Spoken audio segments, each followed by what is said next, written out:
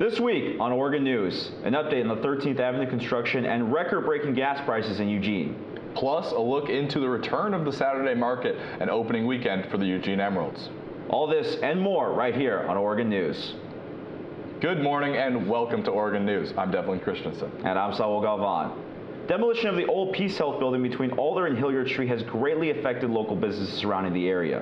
Limiting parking and sidewalk space for residents, reporter Quinn Huber spoke with business owners surrounding the demolition grounds. Construction has engulfed the area surrounding 13th and Alder here in Eugene, which many local businesses claim has caused a significant negative impact. Demolition of the old Peace Health building on Alder Street began in March in order to make way for a new apartment complex, which Cluck and Dog owner Sai Patak claims has reduced customer traffic into her restaurant. Our revenue has dropped us overall about 45%.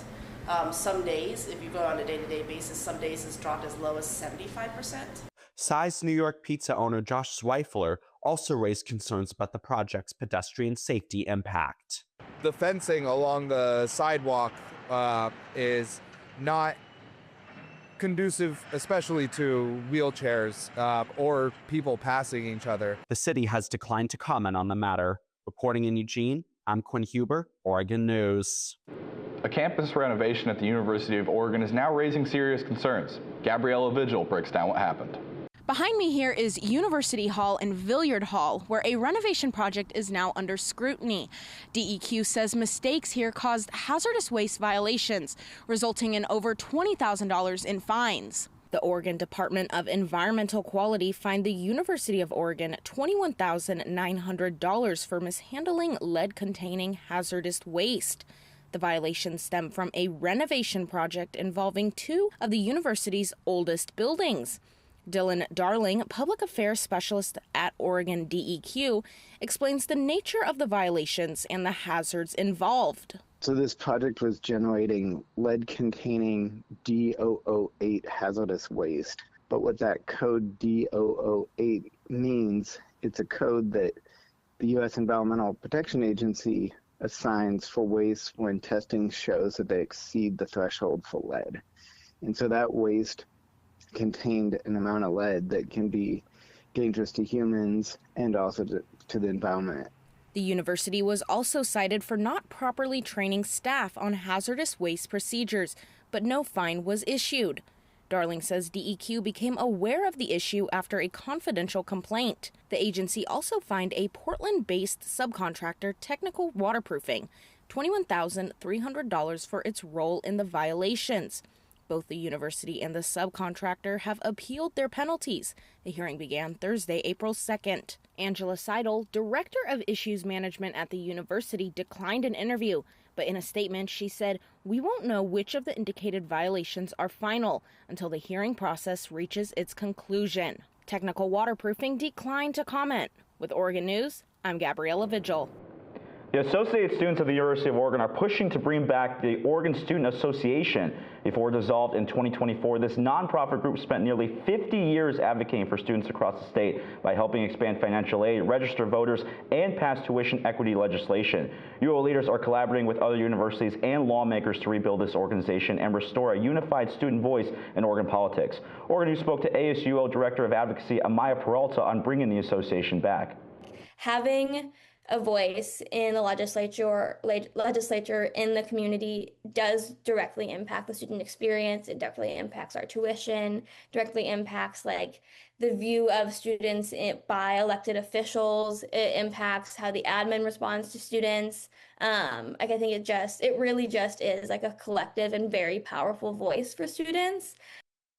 University of Oregon officials have disaffiliated the Delta Sigma Phi fraternity through 2030 following a hazing investigation, according to records obtained by the Register Guard. The investigation found members engaged in forced consumption of onions, milk, and alcohol, and required pledges to perform dangerous acts, including planking on broken glass. One witness reportedly suffered injuries requiring stitches. Documents also detail alleged retaliation, with fraternity members attempting to discourage at least one witness from reporting the behavior. The university determined the fraternity violated multiple policies, including hazing, alcohol misuse, safety hazards, theft, and obstruction. construction.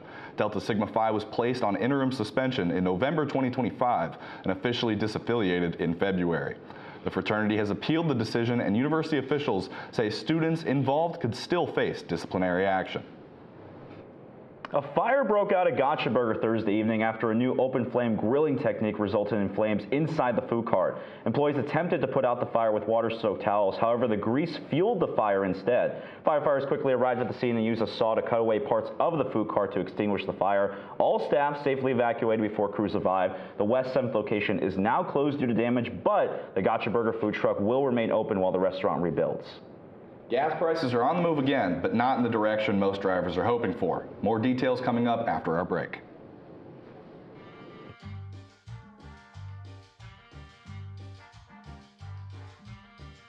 Adding your own flavor to fashion comes with age. Okay, Dad, look at you. Yeah, welcome. Hi. Forgetting how to add doesn't. Finding it difficult to work with numbers may be a sign of Alzheimer's. Dad, are you okay? An early diagnosis can help improve the quality of life for your loved one. Learn the warning signs of Alzheimer's. Some things come with age, some others don't. How do you know when you've made the right decision? It's the feeling you get in your gut. The one that tells you what's right or wrong. It's the one that says, sure, I can have a drink. Or the feeling that says, okay, I've been drinking. Now what? It's the voice inside you that says, I'm buzzed. Better leave the car when it's time to go. Plan ahead. Catch a sober ride. Buzz driving is drunk driving.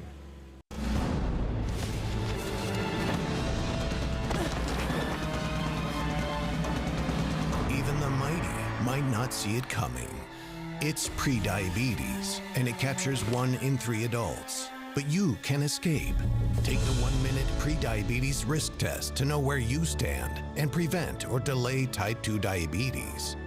Be your own hero on smartphones everywhere at doihaveprediabetes.org. Everyone has a ritual, that small thing that keeps us focused. A habit we never skip to clear our minds and elevate our performance. But what do you do to keep your head in the game? To drown out that self-doubt and support your mental health. Because being your best isn't just about taking care of your body.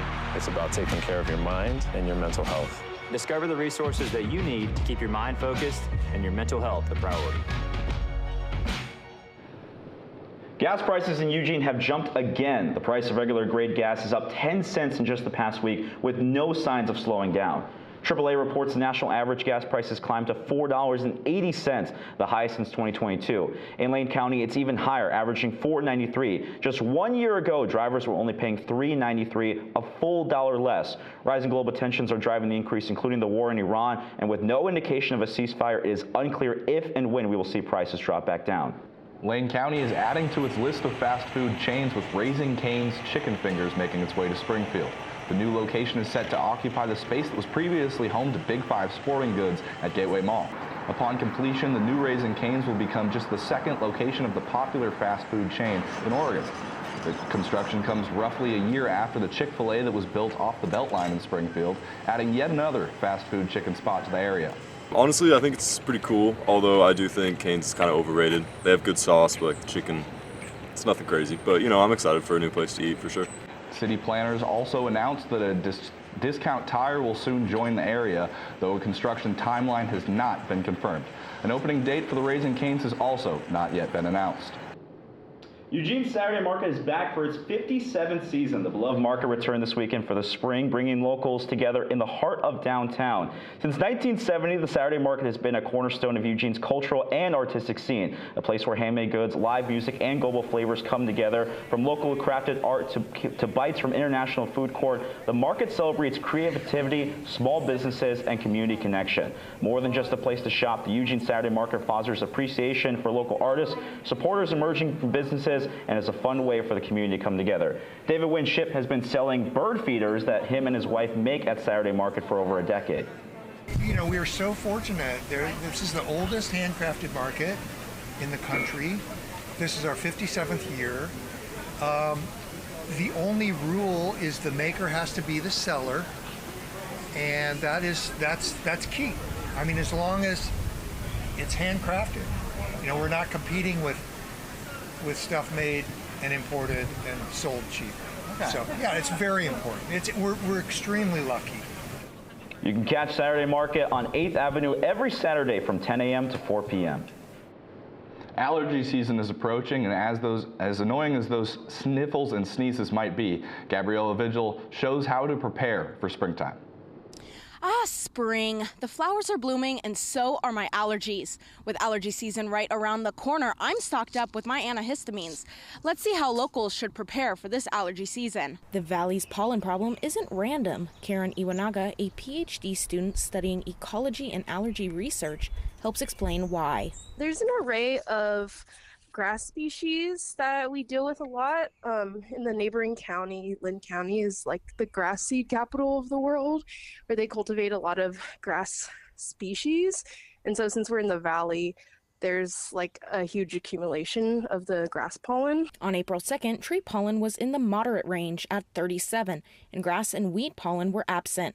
With heavy rainfall from this past week, the overall pollen decreased. With warm, sunny weather ahead, Oregon Allergy Associates expects to see these numbers increase. Iwanaga explains how weather can make pollen even more potent. Before it's time for the pollination to happen, the pollen grain can actually cook longer inside of the plant because it doesn't want to release it yet because it can't travel as far when it's really humid. And so that can impact the proteins that are within a pollen grain and those proteins that cause us to have stronger reaction like per grain. With a mild winter, Iwanaga shares her prediction for this year's season. Because everything is flowering so early, that could just like make the allergy window smaller but just more intense. To minimize pollen exposure, University Health Services offers these tips. Keep windows closed, especially in the evening when air currents can spread pollen. Wash face and hair before bed. Change clothes after being outside. Wear sunglasses and check pollen counts regularly. With Oregon News, I'm Gabriella Vigil. Allergy season has its downs, but it does mean springtime is here. Sophie Fowler brings us the warmer weather up next after our break. For decades, I've taught you everything I know. How to safely build a fire, and how to control the flames. But I can only teach wildfire prevention. Only you can prevent wildfires.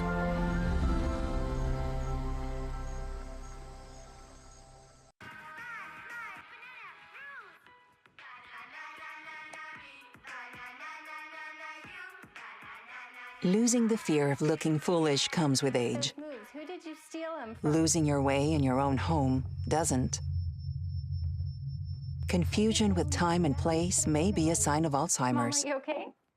Yeah, I'm fine. Early detection gives you and your loved one time to plan for the future. Learn the warning signs of Alzheimer's. Hear that? That's the sound of your life. Perfectly imperfect.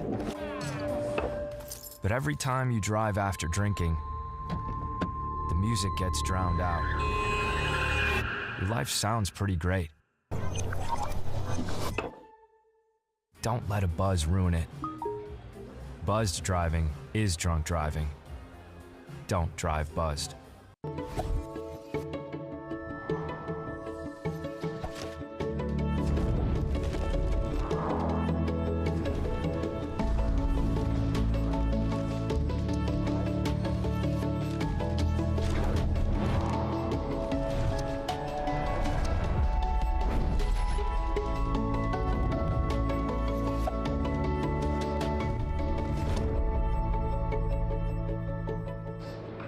Good morning, happy Monday, and welcome back to Oregon News. I'm weather anchor Sophie Fowler, and we are starting off this week with a beautiful day. The warm weekend weather has carried over today, and that gives us a perfect first pet walk forecast of spring. This is Kevin, who loves to walk in the sun, as we can see from this photo. He's patiently waiting to go on his walk. And luckily for Kevin and the rest of the pets out there, it will be a good day to go on a walk. The morning is a bit chilly at 54 degrees, but with a sweatshirt, it's a perfect temp to walk the dog.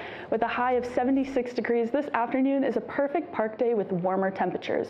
But be sure to wear sunscreen because the sun will be out and there will be a UV of 6. With the sunset tonight at 7:45 p.m., there's plenty of time to enjoy the sun and be outside, either walking the dog, playing sports, or just watching the sunset. Now taking a look at current temps around the region, the sun is already out. Corvallis and Eugene are seeing similar temperatures at around 54 degrees, while Roseburg is at 53 degrees and Coos Bay is at 50 degrees. And again, we are warming up this afternoon with the nice and sunny weather. Eugene and Corvallis are seeing temperatures at 76 degrees, while Roseburg is seeing 77 degrees, and Coos Bay is a bit cooler at 65 degrees. With the sun this week in Eugene, that leaves us a bit of a dry window for rain. As you can see here, there is no rain this week in the forecast for Eugene until late Friday night. So far this month, Eugene has only seen around 0.54 inches of rain, and the average rainfall for the month in Eugene is anywhere from 2.96 inches to 3.32 inches, according to the National Weather Service. And with the lack of rain that we've been seeing, we've also been seeing unusually high temperatures in April at this time of year. We are only 2 degrees off from the April 6th record temperature of 78 degrees that was broken back in 1994. According to National Weather Services, average temperatures in the Eugene area are usually around 60 to 63 degrees at this time of the year, while we are seeing a high of 76. Now, those usual April temperatures are going to come later this week. As we look at Eugene's 7-day forecast, we are going to have highs in the mid to upper 60s until the weekend, where highs will be in the 50s. We will continue to see lows in the 40s, and the sun will stay out for the beginning of the week, but we will see some rain this weekend. And the 7-day forecast in Roseburg will have today the warmest day of the week, and then highs will drop to be in the mid to upper 60s for the rest of the week until the weekend, where the highs will be in the upper 50s and lows will stay in the mid to upper 40s for the majority of the days. And it will be a cloudy week for Roseburg, with clouds coming in starting tomorrow and rain expected later this week. And finally, looking at Coos Bay's 7-day forecast, today is the nicest day with the sun out. Highs will be in the mid to upper 50s and low 60s in the middle of the week. Lows will be in the mid 40s, and clouds will come in tomorrow, and rain is expected to start on Thursday, so bring an umbrella if you plan on going to the coast. Coming up next, it's Masters weekends for sports fans, and the azaleas are blooming in Augusta, Georgia. Sports anchor Mario Nordi has more on the Oregon golfers involved. Everyone has a ritual, that small thing that keeps us focused. A habit we never skip to clear our minds and elevate our performance. But what do you do to keep your head in the game, to drown out that self-doubt and support your mental health? Because being your best isn't just about taking care of your body. It's about taking care of your mind and your mental health. Discover the resources that you need to keep your mind focused and your mental health a priority.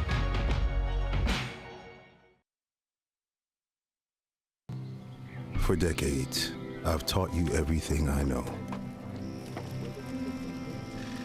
How to safely build a fire, and how to control the flames. But I can only teach wildfire prevention. Only you can prevent wildfires.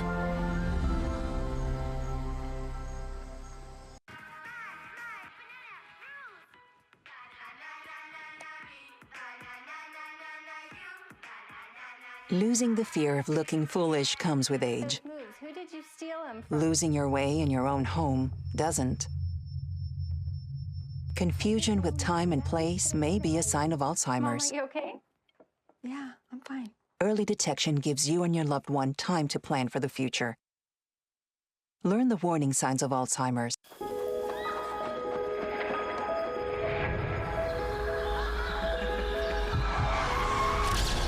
Dímelo, mi gente, it's Friday night y estamos activos. Head out early. Drinks flowing till 11 p.m. It's gotta be lit. No sé qué pasó. I didn't even drink that much.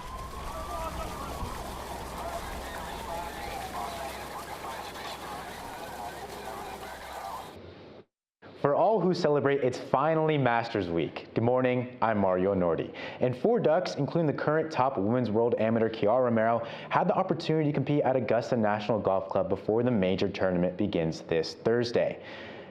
And alongside Romero was fellow junior Karen Suru and 2 Oregon signees. Senior Catherine Rao, who is currently finishing her undergrad degree at Princeton, will join the Ducks this fall. Alongside her was signees Prim Praknarok, the 18-year-old from Bangkok, Thailand, who is currently ranked the 33rd women's world amateur in the world. And she's set to join the Ducks this fall as a freshman. However, Romero was the only Duck to make the cut, and she showed yet again why she's one of the best in the world. She entered the final day tied for 14th, but she carded a 4-under 68 to finish tied for 4th and an 8-under overall, marking the best finish by a Duck at the Augusta National Women's Amateur ever. However, Duck fans will have to wait until the postseason to watch her and Suru play, as will have the week off to recover while the team co-hosts the Silverado Showdown with Colorado at the Silverado Country Club and Resort in Napa, California. First round of action started today, and the winner will be crowned this Wednesday. And teeing off at the Masters this Thursday is Oregon golf alumni Wyndham Clark, who will make his 3rd consecutive appearance at the Masters. Turning from the fairways to the diamond, Oregon softballs continue to dominate in conference play after sweeping Iowa at the Jane. Oregon dominated the first game of the series 10-1. However, the Hawkeyes took the Ducks to 8 innings in Game 2, and it was an absolute slugfest. But Oregon closed it out 14-13. Right fielder Elon Butler led the way and became the first player to hit for the cycle in program history. She recorded 3 singles, a double, a triple, and a home run, going 6 for 6 at the plate. With the series win already in the bag, the Ducks woke up Easter morning and notched a series sweep, taking down the Hawkeyes 6-2, remaining 4th in Big Ten rankings and 29-9 overall. You looked at the first game, you look at the second and the third game. We won in all different ways, and they weren't easy ways to win. You know, it was just watching them staying very calm and just, you know, caught up in each other and competing, whether we were up or down. Like, I think all weekend you could look and watch us play and you wouldn't really know if we were, you would probably think that we were ahead the entire time. However, Oregon baseball faced trouble on the road. The Ducks flew to Ann Arbor to face the Michigan Wolverines, but were shut out 10-0 in Game 1. However, the Ducks took Game 2 5-2, setting up a rubber match in Game 3. Oregon found themselves up 3-2 with 1 runner on in the top of the 9th, but Berkeley Mabius flies out to center field, and the Wolverines have one last chance to strike. And before Oregon pitcher Devin Bell knew it, the bases were loaded, and the first swing from DH Cooper Mullins drives in 2 base runners, and then the Wolverines rush the field. The Ducks they win it 4-3. Ducks get sent home and will face the University of Portland for a midweek matchup on Wednesday, April 8th. While Oregon baseball struggled on the road, the Eugene Emeralds brought the energy for opening day at PK Park. Sports reporter Lucas Van Arnhem has more. It's opening weekend for the Eugene Emeralds here at PK Park. Out of the 2026 season, the Emeralds implemented the Lucky Log. Knock on wood, so the Ems do good. With the team slated to leave after the 2027 season, it'll take a lot of knocks and a lot of luck to keep minor league baseball here in Eugene. I spoke with Damian Chino Mata, head of socials and sound for the Emeralds, about what impact the move after the 2027 season will have on fans, and how the team plans to keep them coming to game. Nobody throws a better MLB game than us. I mean, it's just facts. We have one of the best promo staffs in the country. We put on a great show here. We're way more than just baseball. We have a great group of guys this year. They love interacting with the fans. So the way we interact with fans, the way we interact with the community, our players as well, I think we really make an impact, and we make it a fun experience for everyone to come out. I mean, anyone can come. We'll probably be here in Eugene till about 2028, maybe even further. I mean, we don't really know what's going to happen as far as the stadium goes, and you know, the support's still here with our community. I mean, you've seen the fans here. They still plan on coming out. We still plan on putting on a good show and being here for the community. And then whatever happens after that is what happens. But right now, our main future is just focusing on the 2026 season. With Oregon News, I'm Lucas Van Arnhem. While spring sports are in full stride, the UO acrobatics and tumbling team is ranked 2nd in the nation and is about to wrap up their regular season. In fact, tonight is their final meet at home before postseason press starts. But no better way to prepare for the 2026 NCATA National Championships than a heavyweight bout against the top-ranked Baylor Bears to end the regular season. Tonight's meet at Math Night Arena will begin at 6 p.m. with senior night activities scheduled shortly after the meet. Things are wrapping up on the hardwood for college basketball, and the Big Ten is asserting its dominance. The UCLA Bruins took home the women's national title, the first NCAA national championship in program history. Senior guard Gabriella Jaquez took over with 21 points and 10 rebounds. Star center Lauren Betts had the only other double-double for the Bruins with 14 points and 11 rebounds. And while UCLA took care of business tonight at 6 p.m., Big Ten giant and #1 seed Michigan will take on the #2 seed UConn Huskies for the men's national title at Lucas Oil Stadium in Indianapolis. And to move past all the talk of national champions on the hardwood, coming up is a different type of bracket-style competition held here in our own backyard that you've mostly seen on the playground. More on that after our short break.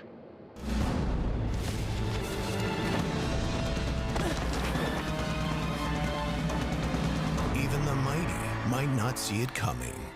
It's prediabetes, and it captures 1 in 3 adults. But you can escape. Take the 1-minute prediabetes risk test to know where you stand and prevent or delay type 2 diabetes. Be your own hero on smartphones everywhere at doihaveprediabetes.org. There's nothing like celebrating a big play. But now, we're celebrating something bigger than sports. Love, your mind. Love? Your mind. You're training your mind as much as you're training your body. For me, just stay grounded. Be with the people who make my mental health better and not worse. So when you see us hit this, it's a reminder to love your mind.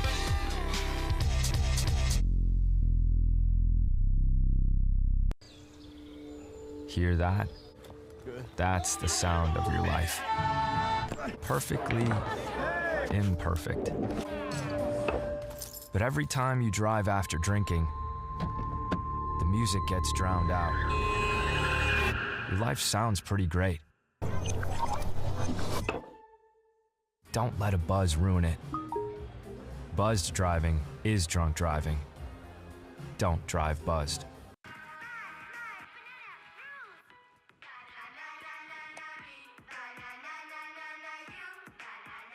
Losing the fear of looking foolish comes with age. Who did you steal him from? Losing your way in your own home doesn't. Confusion with time and place may be a sign of Alzheimer's. Mom, are you okay? Yeah, I'm fine. Early detection gives you and your loved one time to plan for the future. Learn the warning signs of Alzheimer's. Rock, paper, scissors, a game that many of us played during childhood, was turned into a bracket-style tournament this past Saturday. The event took place at Beer Stein in downtown Eugene. Participants participated in 2 rounds, one to determine the bracket seeding, and the second round for do or die to officially decide the winner. The Final Four was played as best of 3. Our very own Quinn Huber even participated, earning himself a second in the competition and a $15 gift card. The Beer Stein has also had other fun events like a paper airplane contest this past January. So, how about a little rock, paper, scissors for lunch later? I mean, it's only fitting right now. Congrats to Quinn, by the way. That's an accomplishment right there. I don't think people realize that there's some strategy to rock, paper, scissors. It's not just you go up there, you try to play it. There's a little bit of strategy behind that right there. Best of 3? Best of 3. You want to do it? Let's go.